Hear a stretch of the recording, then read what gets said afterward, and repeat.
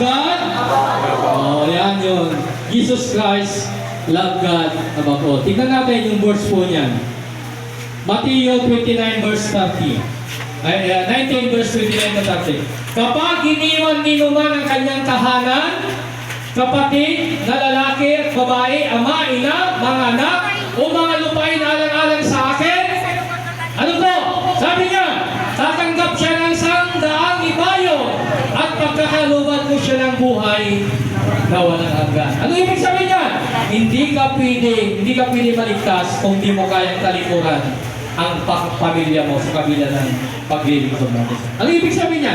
Hindi naman natin itatakwi ang panghabang buhay. Ang ibig sabihin niya, mayroon harapin ang pamilya, pero mayroon tayo harapin din sa Panginoon. Amen po? Ano pa? Walang hanggan. Ngunit, maraming nauna na magiging huli. At maraming nahuli na nauna. Kaya huwag kayo magtaka, yung iba wala na. Liwanag! Ang gusto lang ni Lord, magpatuloy tayo hanggang sa pagbabalik ng Panginoon. Amen po? Palakpakan po natin ang musiko ay love God above all po sa ating mga. God bless us po sa ating mga.